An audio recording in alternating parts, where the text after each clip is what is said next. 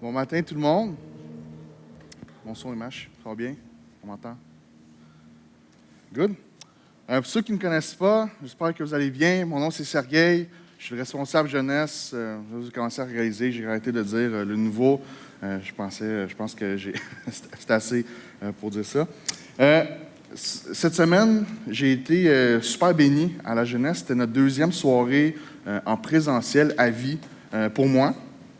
Puis on a vraiment été bénis depuis le mois de janvier de pouvoir avoir des jeunes présents tous nos vendredis soirs. On fait 2 services parce que dans le fond, on peut avoir juste 25 personnes. Et on a eu deux services remplis avec nos jeunes. Puis c'était vraiment un temps précieux qu'on a à chaque semaine avec eux. On voit que même pendant la relâche, nos jeunes ont pu avoir du bon temps ensemble puis se rassembler. Et c'est vraiment le fun de vous voir ici, tout le monde ici dans la salle. Je vous dis bonjour aux gens à la maison, puis aussi aux gens qui nous regardent dans les autres salles en haut. J'ai eu des notes qu'il y a des gens qui nous regardent en direct de Sherbrooke, donc je vais vous saluer de ma part. Ce matin, c'est notre premier dimanche de Libération 21. Et dans le fond, les pasteurs Normand et pasteur Dominique m'ont dit ça, je pense à ma 3e journée que j'étais embauché à l'église. Et ça m'a mis un petit peu de stress, un petit peu de pression parce que je me suis dit, wow, les gars, c'est le premier, là, ça set un peu le ton, tout ça, ça met un petit peu de pression. Mais moi, je suis un gars qui aime ça. Fait que ça m'a fait du bien, mais ça m'a aussi poussé cette semaine à découvrir plein de richesses dans toute la Bible, puis découvrir ce Dieu-là. Et ma prière pour vous pendant les 21 prochains jours, c'est qu'on puisse développer collectivement une dépendance envers Dieu et que Dieu puisse se révéler d'une manière spéciale envers nous. Je prie que les promesses de Dieu puissent être une source de réconfort pour nous tous et une source de joie dans nos vies. Ça n'a pas été une année facile. Ça a été une année, ça va bientôt faire 1 an. Je pense que la semaine prochaine, on va se commémorer le 1 an puis toutes les victimes de la COVID-19. Ça a été une année bouleversante, une année où on a eu des hauts et des bas. Et dans le fond, ce que je voulais vous prendre comme temps ce matin, c'est de se rappeler ces promesses-là, mais aussi de découvrir ce Dieu-là derrière ces promesses. Ma question pour vous ce matin, c'est: avez-vous déjà fait des promesses dans votre vie? Oui, vous pouvez répondre, merci beaucoup. Excusez, je suis habitué à la jeunesse, on répond. Donc, on a déjà fait des promesses dans notre vie, on a gardé des promesses, mais on a surtout brisé les promesses. Je pense que dans votre vie, c'est pas mal ça qu'on retient après. Je suis pas tant vieux, là, j'ai juste 26 ans, mais je ne me rappelle pas de toutes les promesses que j'ai pu garder ou que les gens ont gardées, mais ce que je me rappelle de plus, c'est les promesses que les gens n'ont pas gardées envers moi ou envers quelqu'un d'autre. Et les promesses, ça peut être des petites promesses, comme je vais rentrer chez nous tantôt à 7 heures, ou le mariage même. On fait des promesses, on reste ensemble jusqu'à ce que le monde nous sépare, tu sais. On bâtit nos vies à travers des promesses. Les promesses deviennent rassurantes, les promesses deviennent des sources de réconfort dans nos vies. Mais ce qu'on voit surtout, c'est que les promesses rendent nos vies un petit peu plus prévisibles. Cette année, on a eu, c'était pas une année facile, comme on l'a dit, et ceux qui utilisent l'application YouVersion de la Bible, ils ont fait une statistique pour l'année 2020. En 2020, il y a eu plus de 600 millions de recherches dans la Bible, une hausse de 80% à l'année précédente. On a vu que les gens se sont vraiment, ils ont tourné vers Dieu dans les temps où c'était vraiment plus difficile. Et ce qui est fou dans ces recherches-là, c'est que les gens ont cherché des choses comme l'assurance d'Ésaïe qui dit de ne pas craindre, c'est le premier verset au niveau mondial cette année. Au Ghana, le premier verset, c'était « Ne vous inquiétez pas ». Et au Kenya, c'était Romains 8, 28, « En toutes choses, Dieu travaille pour le bien ». On voit que les gens sont allés dans les promesses de Dieu pour retrouver du réconfort dans cette année où c'était difficile. Et même notre fameuse phrase au Québec que j'ai dû expliquer à tous mes amis ontariens et américains, « Ça va bien aller ». C'est une promesse dans un sens. Puis vous autres, je pense, au début, quand on a vu ça, là, que tout allait être fermé pour 2 semaines, puis on s'est dit, ça va bien aller, on s'est dit, c'est juste 2 semaines. 9 mois plus tard, 1 an après, on est encore ici, puis on se dit encore, ça va bien aller. Puis moi, j'y crois vraiment que ça va bien aller parce que, pour moi, mon espérance, c'est pas juste dans dans le physique puis dans l'éphémère qu'on a aujourd'hui. Mais je me dis, c'est comme, il y a un Dieu qui promet ça aussi, que ça va bien aller à la fin de tout ça. Vous voyez, les promesses, c'est un pilier de la société. Il y a un journaliste américain qui disait souvent dans ses reportages que la civilisation repose sur des séries de promesses. Les promesses sont importantes dans nos vies individuelles et collectives. On passe notre vie à attendre, espérer, croire. Mais ce qui arrive, c'est que j'ai posé une question très précise à la jeunesse vendredi soir. J'ai demandé aux jeunes, que pensez-vous quand on vous dit le mot fidélité? Fidèle. Et à ma plus grande surprise, le premier mot qui est arrivé, c'est infidélité. Avec les années, ce qu'on voit, c'est qu'on a de la misère à faire confiance aux gens. On a de la misère à mettre cette confiance-là que les gens vont garder leurs promesses. On voit les taux de divorce au plus haut, les gens qui se marient moins, les gens qui gardent moins leurs promesses. Et ça, ce que ça développe des problèmes de confiance dans nos relations de tous les jours. On développe ce manque de confiance dans les gens. De plus on vieillit, moins on fait confiance aux gens. Plus on vieillit, moins on fait confiance au gouvernement, aux médias et à tout ça. Puis, ce qui arrive, c'est que dans nos promesses, c'est que ça vient brimer un peu notre façon qu'on voit aussi les promesses de Dieu. Parce qu'on se dit, ben si les gens à qui je fais le plus confiance aujourd'hui dans la vie brisent leurs promesses, ben Dieu doit aussi briser ses promesses. Il ne doit pas tant les garder. Parce que ce qui arrive, c'est que dans les promesses de Dieu, il y a un délai, tout souvent. Dieu promet quelque chose et ça n'arrive pas directement. Il y a un délai, puis ça nous met une pression, puis ça met ce manque de confiance-là dans ce que Dieu dit. Parce que c'est brimé, parce que comment que nous, on voit nos promesses, comment est-ce que nous, on garde nos promesses même, ou comment est-ce que nous, on vit ces promesses-là avec les gens. Donc, notre vie est composée de promesses. Vous en avez sûrement fait ce matin, vous allez peut-être en faire tantôt, puis même ce matin, peut-être que vous avez été blessé par ces promesses-là. Puis peut-être vous, ce matin, vous vous asseyez puis vous dites « Ah, les fameuses promesses de Dieu », puis vous avez vraiment une année rough, puis vous vous demandez comment est-ce que Libération 21, avec le thème de la promesse de Dieu, va vous faire du bien. Bien, pour vous, je pense que cette série-là, c'est pour vous. C'est de nous rappeler qui est ce Dieu derrière ces promesses-là. Puis pourquoi est-ce qu'on fait tant de promesses dans nos vies? Je pense que c'est parce qu'on a été créé à l'image d'un Dieu qui fait des promesses dans nos vies, qui a fait des promesses tout au long de l'existence de l'être humain. On fait des promesses parce qu'on a un Dieu qui fait des promesses. Il y a quelques années, un Canadien a fait une recherche à travers la Bible parce qu'il y a un gros débat qui se fait dans le monde évangélique. Puis il y a eu combien de promesses dans la Bible? Il y a eu des chiffres comme 3 000, 4 000, 30 000 même. Mais un Canadien, il a lu sa Bible dans toute sa vie 26 fois. Et la 27e fois, il a dit « Je vais la dédier aux promesses de Dieu. Je vais lire la Bible vraiment lentement, verset par verset. Je vais relier chacune des promesses à son accomplissement ou ce qui s'est passé. » Et ce théologien-là, après sa 27e fois, après 18 mois de travail, il a compté 8810 promesses. De ces 8810 promesses-là, il y en a 7487 qui sont faites directement vers l'être humain. Et là, ce qui arrive, c'est que cette semaine, moi aussi, j'ai eu ce doute-là. J'ai eu des doutes des fois cette année où j'ai pas vu Dieu agir comme que moi je l'aurais voulu. Puis j'ai été dans des moments de délai, de souffrance où j'ai eu de la misère à mettre ma confiance dans ces promesses-là. Puis ce matin, c'est ça votre sentiment. C'est peut-être ça votre sentiment, vous avez perdu confiance dans les promesses de Dieu, dans tout ce qui se passe en ce moment aujourd'hui, dans la vie, au travail, dans votre famille. Dans les 2 dernières semaines, j'ai vraiment pu découvrir une richesse, pas seulement dans les promesses de Dieu, mais dans le Dieu derrière toutes ces promesses-là qui ont été faites. Ce matin, on va faire un petit survol de l'Ancien Testament. On va voir comment est-ce que Dieu a agi avec son peuple tout au long de l'histoire. Parce que si on veut connaître ce Dieu, on doit comprendre l'histoire biblique derrière toutes ces promesses-là. Ça va commencer dans le premier livre, dans les premières journées de la création, où Adam et Ève ont désobéi à Dieu. Et Dieu a fait une promesse. Il dit « Je mettrai l'hostilité entre toi et la femme, entre ta descendance et sa descendance. Celle-ci t'écrasera la tête et tu lui blesseras le talon. » On voit ici que cette promesse-là, elle a deux côtés. La descendance du serpent, Satan, le diable, va attaquer la descendance de Ève, mais la descendance de Ève va triompher. Donc, on voit que cette promesse-là, tout au long de l'Ancien Testament, tout au long du Nouveau Testament, on voit que on voit que cette promesse-là est remise souvent en question par le peuple de Dieu, par le délai, par le péché de l'homme, par toutes les choses qui viennent difficiles. On le voit directement dans les enfants dans la Ève, Caïn et Abel. Caïn, on voit qu'il abolit son frère, qu'il l'assassine. Exactement. La promesse de Dieu se fait remettre en question.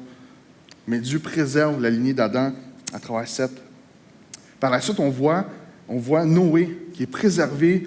Dieu a vu que l'humanité était remplie de péchés, l'humanité a vraiment la misère, puis il a décidé de faire un reset un peu sur la terre avec son peuple, avec l'humanité.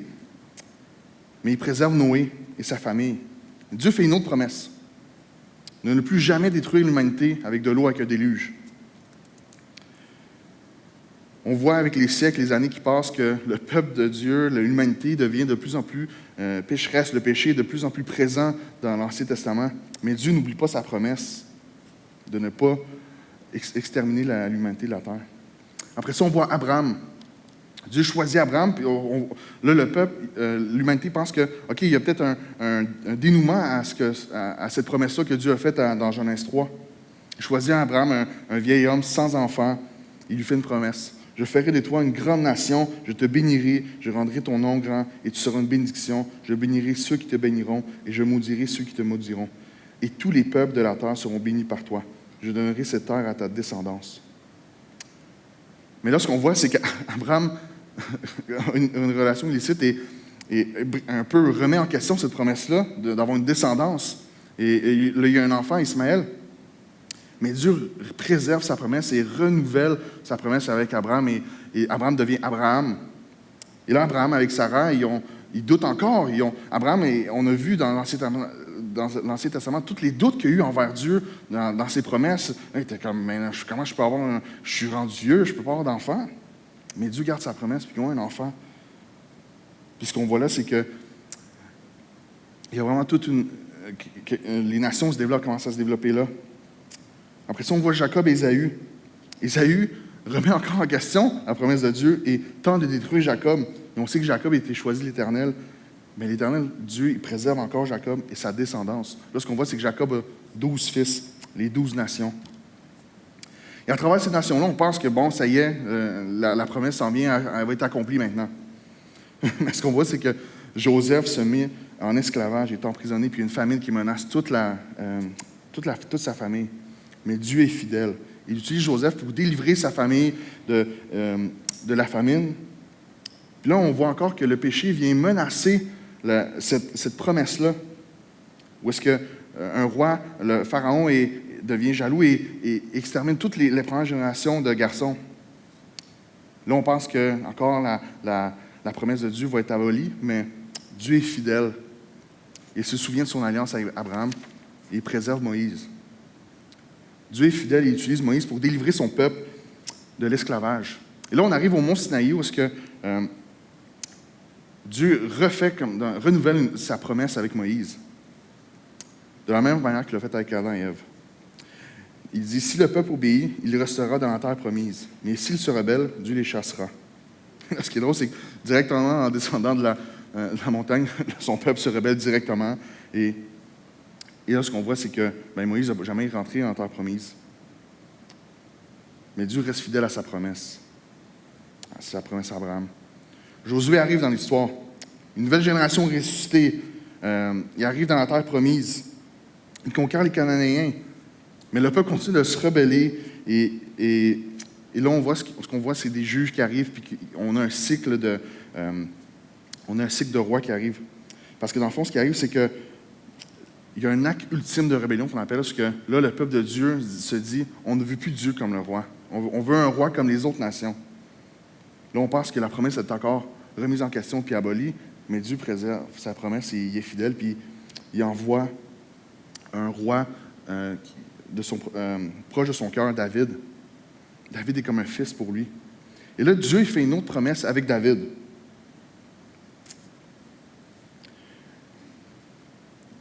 Donc Dieu promet à David qu'il aura toujours un fils pour régner sur son trône et que ce fils régnera dans la justice. Donc la semence promise dans Genèse 3 et 15 Et en fait, là, on arrive que ça va être un roi qui va nous délivrer de ce peuple-là. Puis là, dans le fond, David, il a un enfant, Salomon. Fait que là, on pense que, enfin, la promesse va s'accomplir, puis on va être capable de délivrer. Et là, ce qu'on voit, c'est que Salomon s'avère infidèle. Et le jugement suit. Et là, ce qu'on voit, c'est le peuple de Dieu, les deux royaumes qui se séparent, le royaume du Sud qui commence à être en exil pendant 70 ans. Et là, finalement, il revient. Et là, ce qu'on voit, c'est le temple de Dieu, les murs de Jérusalem sont rebâtis. Il y a comme un momentum qui se crée. Et là, on voit la naissance de Jésus qui arrive. Jésus naît. Là, c'est un miracle qui se passe. Les anges viennent, les rois viennent de loin. Et là, on pense que, ça y est, le Fils promis, la promesse va s'accomplir en Jésus. Puis là, une fois de plus, cette promesse-là est remise en question. Les leaders religieux renient Jésus et les Romains le crucifient. Les miracles de Jésus, tout ce qu'il faisait dans sa vie, ses paroles, avaient ce pouvoir-là de « enfin, la promesse va être accomplie. » Mais Jésus est crucifié. Là, je ne vous révélerai pas de punch ce matin. 3 jours après, Jésus il est ressuscité, puis il est revenu à la vie. Par sa mort sacrificielle sur la croix, Jésus avait écrasé le pouvoir de Satan, il libérait son peuple de l'esclavage, du péché. Par sa résurrection, Jésus a garanti que la nouvelle vie du royaume de Dieu avait enfin vu le jour. Là, vous devez peut-être vous poser la question ce matin, mais pourquoi est-ce qu'on fait ce survol-là de l'Ancien Testament pour les promesses de Dieu? Ce matin, ce que je veux qu'on voit ensemble, c'est la fidélité de Dieu à travers tout l'Ancien Testament. Et ce matin, c'est peut-être ça que toutes les promesses que nous, on a vécues en tant qu'êtres humains sur la terre, où est-ce qu'on a eu des promesses qui ont été brisées, bien, ça se peut que ça l'a brimé, puis ça a mis des mauvaises lunettes de la façon que tu vois les promesses de Dieu, puis que tu les remets en question, tu remets Dieu en question. On voit un pattern dans l'Ancien Testament, c'est que Dieu, il rentre en relation avec son peuple à travers des promesses. Puis ces promesses-là ne sont pas juste pour le peuple dans l'Ancien Testament, mais pour nous aujourd'hui ici. Ce qu'on voit, c'est que la promesse de Dieu est remise constamment en question dans l'Ancien Testament, dans le Nouveau Testament même. Mais Dieu a préservé sa promesse à travers tout l'Ancien Testament. Deutéronome dit que « Sache donc que c'est l'Éternel ton Dieu qui est Dieu. Ce Dieu fidèle garde son alliance et sa bonté jusqu'à la 1000e génération envers ceux qui l'aiment et qui respectent ses commandements. » Lorsque j'ai étudié un peu le mot « fidélité », l'image qui m'est venue en tête, c'est cet appui solide sur lequel on peut s'accoter puis dire que c'est du solide ce qu'on a. Puis souvent, les promesses, la façon qu'on les voit, c'est quand quelqu'un nous fait surtout une promesse, c'est on sait bien que c'est juste pour parler. Ceux qui me connaissent savent que je suis un gars de plein d'idées. Je suis un gars qui, si vous avez un moment donné un problème avec quelque chose, venez me voir, puis je vais vous trouver une idée. À la jeunesse, je plains ceux qui travaillent avec moi à la jeunesse. J'ai des idées à tous les jours, je les appelle, puis je dis « Hey, j'ai pensé à ça. » Et là, ça, c'est mon plus gros défi. C'est que, en anglais, on dit « overpromise ». Je vais trop promettre, puis je ne vais pas livrer la marchandise. Fait que souvent, ce que ça fait, c'est que les gens, ils perdent confiance dans mes idées. C'est quelque chose que j'essaie de travailler. Mais les promesses de Dieu ne sont pas des paroles en l'air comme que nous, on fait. Les promesses de Dieu sont cet appui. Là, je ne sais pas à quel point ça, c'est solide, fait que je ne vais pas trop m'appuyer. Mais les promesses de Dieu sont cet appui solide, ce roc solide sur lequel on peut s'appuyer puis mettre tout notre poids dessus. On a des problèmes de confiance avec les gens. On a des problèmes de confiance avec des gens qui font des promesses à nous. On a été blessés, on a eu des relations brisées à cause de ça. Mais c'est normal. On est des pécheurs. Vous êtes pécheurs, je suis pécheur. On fait toutes des erreurs dans la vie. Mais ce qui arrive, c'est qu'on ne peut pas mettre la confiance qu'on a dans les gens, on ne peut pas voir Dieu de la même façon. Parce que Dieu n'est pas comme nous. Dieu est sans péché. On a un Dieu qui fait des promesses et qui les accomplit. Puis là, ce qui m'a frappé dans tout ce souvent de l'Ancien Testament, ce que j'ai vu, c'est que c'est que Dieu, les promesses de Dieu, ils ne dépendent pas de notre façon, de notre capacité à être fidèle envers Dieu. Ce qu'on voit, c'est des promesses de Dieu. Dieu fait des promesses. Le peuple se rebelle ou remet en question, ne fait pas les promesses qu'eux doivent faire envers Dieu. Mais là, Dieu, à chaque fois, il est gracieux, puis il est amour, puis il continue. Il continue. Il en a fait 7487, là. Ça en fait des promesses là, pour des gens qui n'écoutent pas. Puis je me dis, il ne doit pas être tanné à un moment donné. Il ne doit pas être comme se dire, comme, voyons donc, là, come on, là. Mais il a fait une promesse qui n'allait pas juste nous enlever de la terre avec un déluge. Dans 2 Timothée 11,13, ça dit, « Car ses paroles sont certaines. Si nous mourons avec lui nous revivrons. Si nous persévérons, avec lui, nous régnerons. Mais si nous le renions, lui aussi nous régnera. Par contre, si nous sommes infidèles, lui, il demeure fidèle, parce qu'il ne peut se renier lui-même. » Un commentateur a dit que Paul précise que même notre propre doute et notre incrédulité ne peuvent pas le changer. Il demeure fidèle, il ne peut se renier lui-même. Nous ne mettons pas notre foi dans notre foi ou dans nos sentiments ou dans notre capacité à avoir la foi en Dieu, car ça va changer puis ça va échouer. Nous mettons notre foi dans le Christ. Le missionnaire Hudson Taylor a dit « Ce n'est pas en essayant d'être fidèle, mais en regardant le fidèle que nous avons remporté la victoire. » 2 Corinthiens 1,18 dit « Aussi vrai que Dieu est digne de confiance, je vous le garantis, la parole que nous avons adressée n'est pas à la fois oui et non, car Jésus-Christ, le Fils de Dieu, que moi-même, Sylvain et Timothée, nous avons proclamé parmi vous, n'a pas été à la fois oui et non. En lui était le oui. Car c'est en lui que Dieu a dit oui à tout ce qu'il avait promis. » Toutes les promesses de Dieu sont étampées du oui de Jésus. Tout ce que Dieu a dit, tout ce que Dieu a promis, il l'a accompli dans la vie de Jésus. Vous voyez, les promesses de Dieu ne sont pas juste comme Dieu te promet ça. Dieu te promet la santé, Dieu te promet la richesse, ou Dieu va te donner une terre promise. C'est une promesse à deux volets. Je promets quelque chose et le peuple doit faire quelque chose aussi.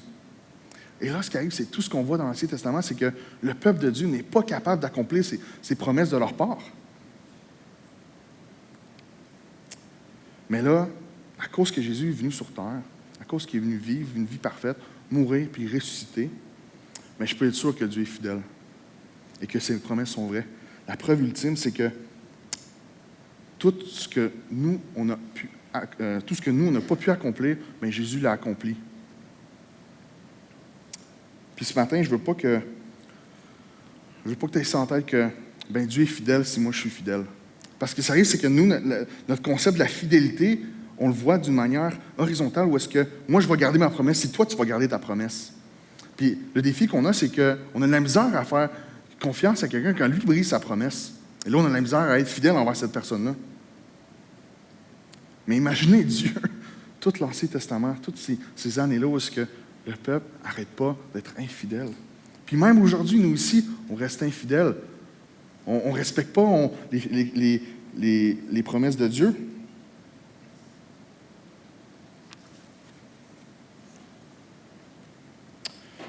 Je vais inviter l'équipe de louange à s'avancer. Ce matin, il y a un chant que j'ai demandé que l'équipe de louange fasse. C'est un chant qui m'a aidé à remettre tous les doutes que j'avais sur les promesses de Dieu, tous les doutes que j'avais par rapport à Dieu dans ma vie. Mais ce chant-là est venu comme mettre un baume sur ma vie. Le refrain dit « Ta promesse est vraie, ta fidélité durera jamais. Gardé par ta main, conduit sur ton chemin, je ne faillis jamais. » Ce matin, je veux qu'on loue Dieu ensemble et qu'on remercie Dieu d'être un Dieu fidèle et d'être un Dieu qui garde ses promesses. Parce que clairement que nous, on n'est pas capable de garder nos promesses. On en brise à tous les jours. Jésus, il a accompli ces promesses-là que nous, on n'a pas pu accomplir. Et ce qui est fou, c'est que c'est ça qui fait la différence aux yeux de Dieu. Parce que tout ce que Dieu voulait montrer dans l'Ancien Testament, c'est que ces promesses-là, ben, nous, on n'est pas capable de les garder parce que nous, on est un peuple infidèle puis on est pécheurs. Mais la vie de Jésus, ce qu'elle nous a montré, sa mort et sa résurrection, c'est que ben, il a vécu ces promesses-là que nous, on n'a pas été capable d'accomplir. Ce matin, tu as peut-être un fardeau devant Dieu puis que tu te dis que tu n'es pas assez bon, que tu n'es pas assez fidèle envers Dieu. Ben, la vie de Jésus, ben, elle a mis un baume à ça. La mort et la résurrection de Jésus, elle a donné cette espérance-là dans ces promesses-là de Dieu, que Dieu va rester fidèle envers nous, même si nous, on est infidèles. Parce que Jésus est venu et il est mort sur la croix pour nous. Ces promesses-là qu'on a dans l'Ancien Testament aussi, c'est que si on ne respecte pas nos promesses, bien, Dieu va nous chasser, puis il va nous condamner, puis il va nous chasser du peuple de Dieu. Ça, c'est ça qui nous attendait. C'est ça qui nous attend encore aujourd'hui. Mais ce qui est fou, c'est que cette souffrance-là, puis cette conséquence-là des promesses non gardées, bien, c'est Jésus qui l'a pris sur lui. C'est Jésus qui l'a ramassé, cette faute-là, cette blessure-là, ce bris de relation-là.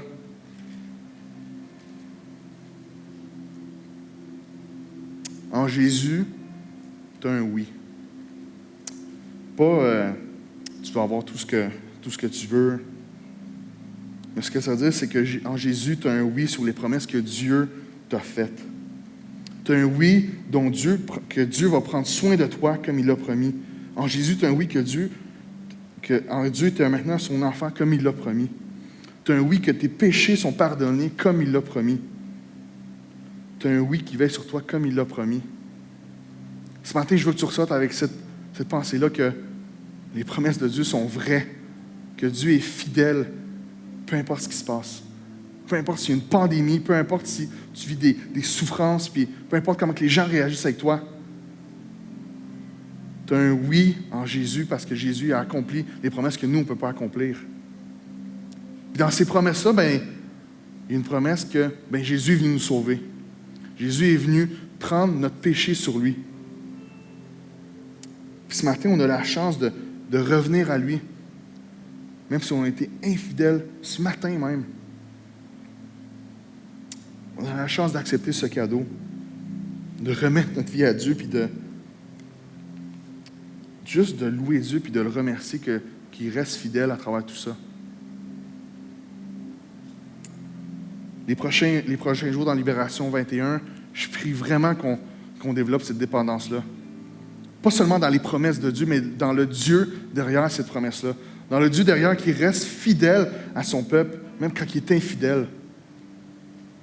Cette promesse-là qui n'est pas subjective à notre façon de vivre, il n'est pas subjective à ce qui se passe sur ce temps-là.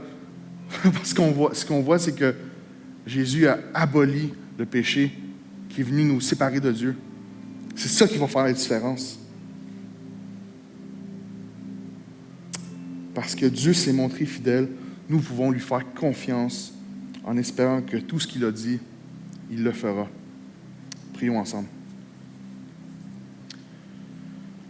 Seigneur grand Dieu, je veux tellement te remercier ce matin, t'honorer et te glorifier d'avoir accompli ta promesse en Jésus, d'avoir accompli ta promesse dans sa vie, dans sa mort et dans sa résurrection. Merci d'avoir accompli la promesse que tu vas nous sauver, que tu nous aimes, peu importe ce qu'on fait. Seigneur, c'est un cadeau qui ne fait pas de sens pour nous aujourd'hui. Mais merci de nous l'avoir donné. Merci de nous donner cet accès-là encore au Père. Cet accès qu'on avait au début, mais que par notre infidélité, on l'a perdu. Merci d'avoir envoyé un Dieu fidèle qui a été fidèle dans toutes ses promesses. Merci d'être ce Dieu d'amour et de grâce pour nous aujourd'hui même, qui nous donne accès au Père, parce que tu as gardé cette promesse-là, que tu vas nous aimer peu importe ce qu'on va faire, puis que Jésus, il a pris tous nos péchés, puis toutes nos erreurs, Seigneur grand Dieu.